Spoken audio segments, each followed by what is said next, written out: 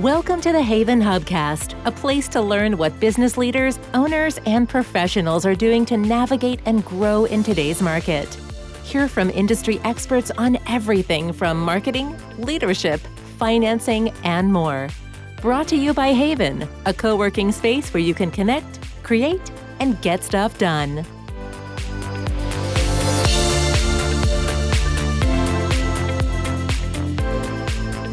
Hello and welcome to the HAYVN Hubcast.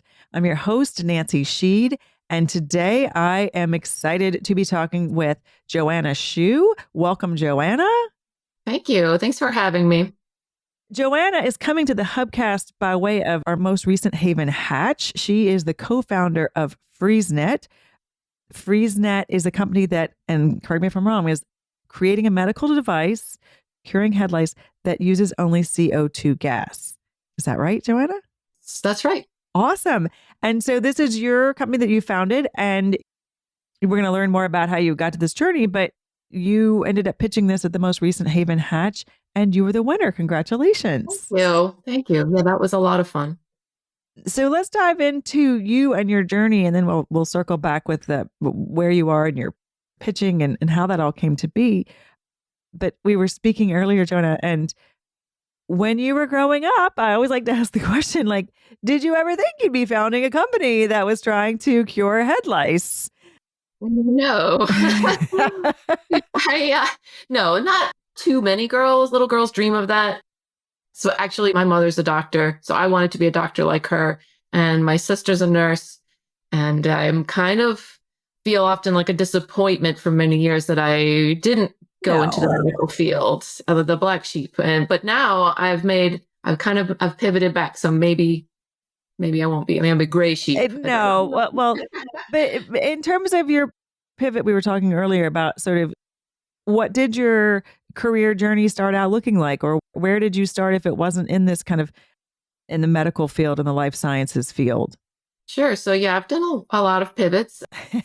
So my degree is in international relations, which I don't know what job I was thinking that was going to lead to, but my first job was in finance, and I spent some years on the trading desk at Fidelity, and it taught me a lot. It was very valuable, but it wasn't my passion. And so I left when I was able to and started what I was really passionate about was skincare and beauty. And I had a lot of skin allergies. And so I took sort of my savings and created a natural skincare line. Wow. And ran that for about 10 years.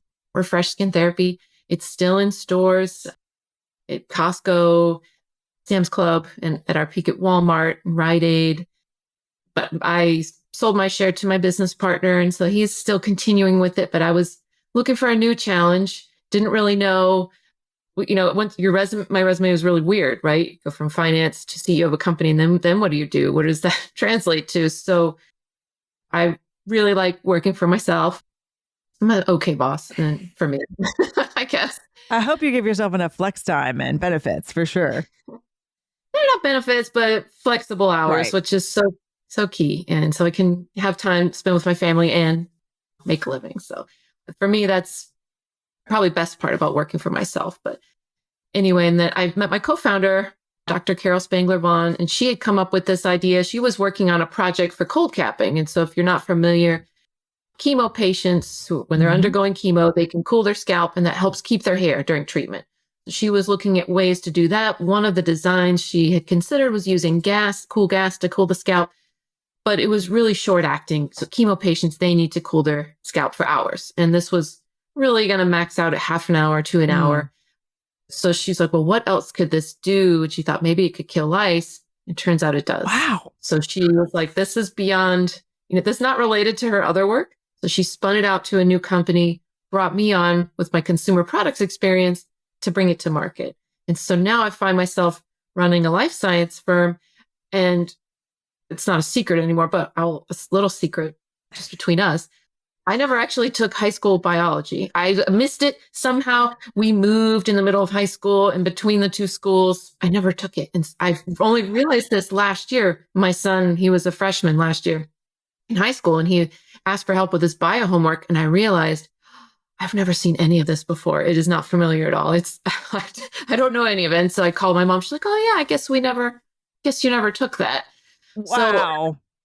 I rely on Carol heavily for the science portion. I just surround myself. I've done a lot of learning in the past year and a half, but I'm not the scientist. I'm the commercialization person. So Well, I just, but as you said, with all those pivots, each one of those pieces brought you to where you are, right? Like you had the CPG background, you had the passion about skincare and wellness and well-being and everything else. So everybody always says it was a very circuitous route. And I said, but when you look back, those dots do get connected.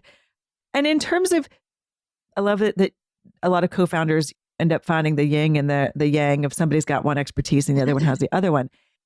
Can we talk a little bit about that partnership? Like she came to you, you came to her. How does that division of duties when you're founding a company look like from your perspective when it's kind of a clear cut?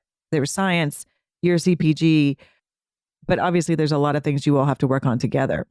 Yeah, definitely. Although she's a co-founder, but she's an advisor. So she's not really involved in the day-to-day. She has a full-time job elsewhere.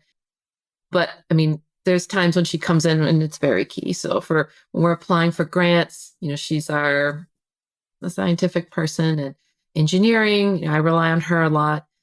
And so it just sort of naturally, there's not a lot of stepping on toes since there's areas I know that I don't know. So I'm happy to turn that over.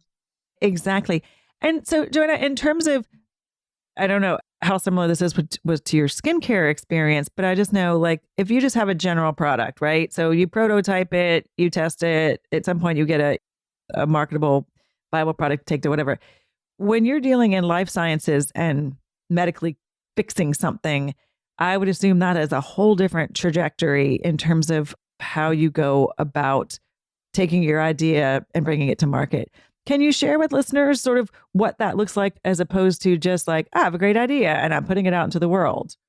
Yeah. So with skincare, it was a little more straightforward, right? So I would have an idea of, okay, we wanted a peel pad, for example, and that was all the ingredients. I knew exactly what I wanted. I knew we wanted no fragrance, preservatives that were on the Cosmos list.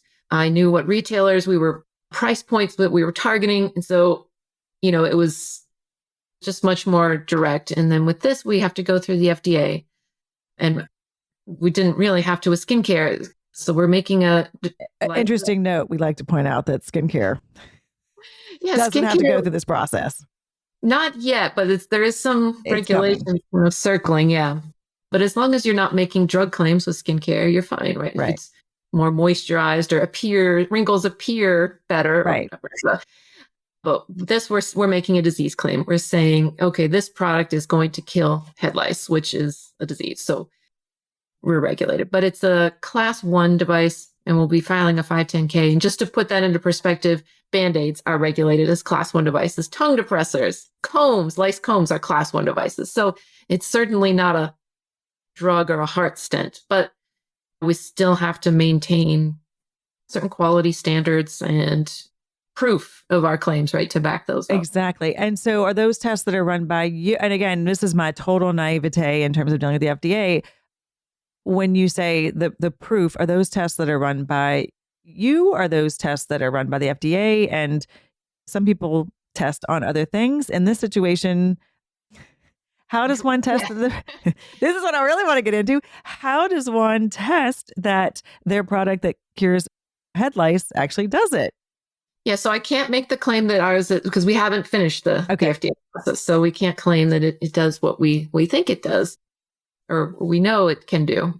But we've done in vitro testing. And so that was really interesting because some labs, if you want to test on bugs or animals, you can order them from a magazine, like a lab magazine.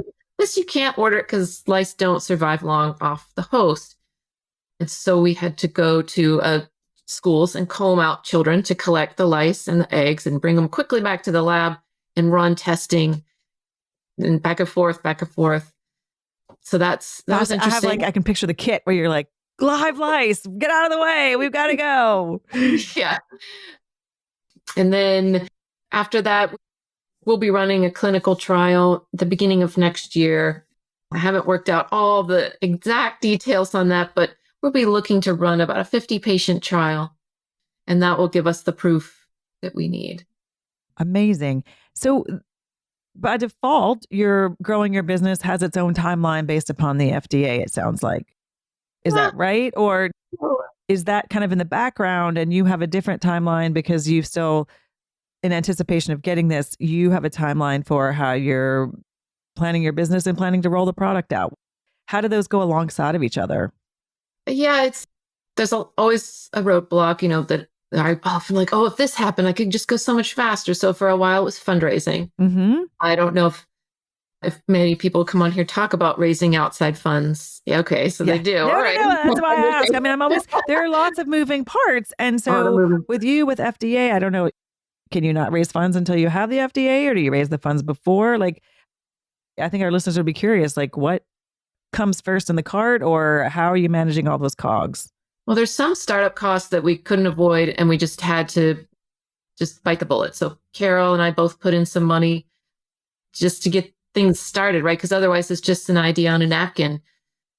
And so that was to kind of create our first proof of concept device, and then also registering the company, filing the provisional patent, and then converting that to a real patent. And so all those things cost a lot of money, but then you can't go to investors without them. Mm-hmm. And then we just happened to have timed this really poorly. If we'd had all these ideas a couple years ago, fundraising was much easier.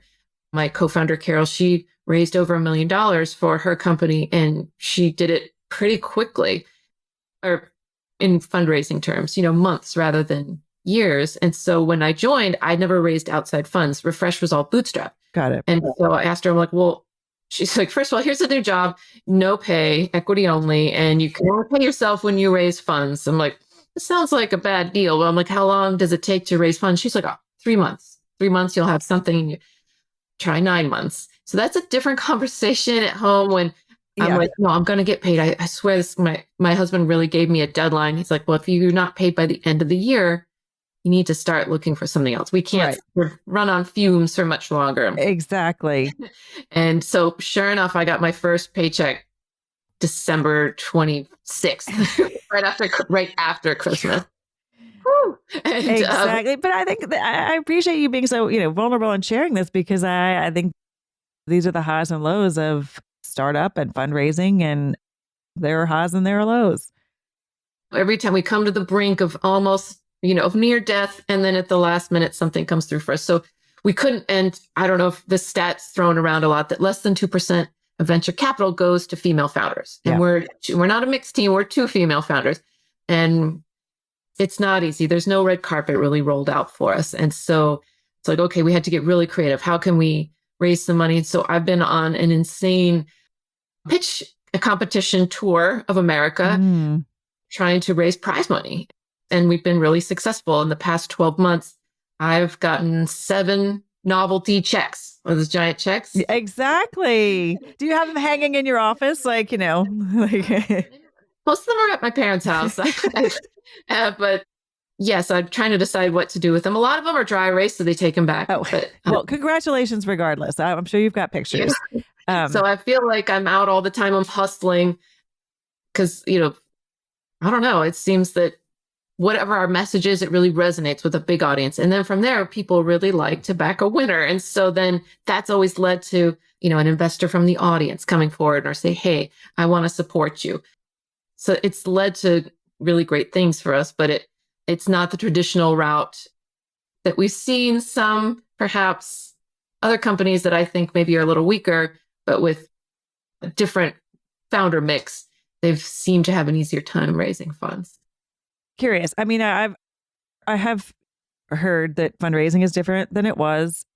We also have a lot going on in the world, and I think everybody's sort of in a what's happening next mode. Yeah. But yeah, that 2% of venture capital going to women is, I can't wait till we can start saying it's 3. How about 5? Aside from saying it might be your founder mix, aside from, times are slightly changing, to me, you are totally solving a problem, right? But it's an icky problem, and it's not something that everybody talks about. I think we talk about it a lot more than we used to.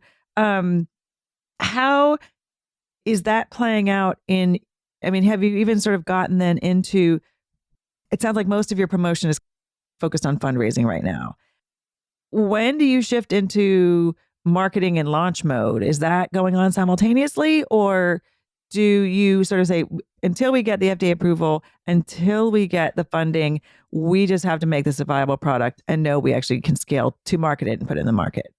So we can do a lot of pre-work, right? We have these conversations and I can't say, oh, yes, I know guaranteed this is going to work. And because I cannot make those claims because of the FDA.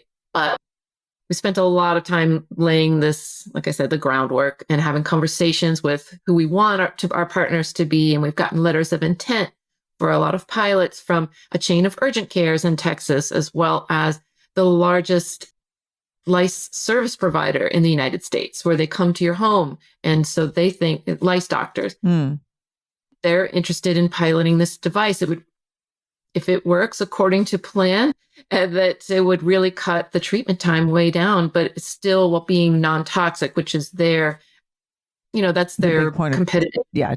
They use only olive oil and combing, and they'll come to your house and remove the lice. I suspect anybody listening has been through this experience, so are hopeful that for what the potential is for this.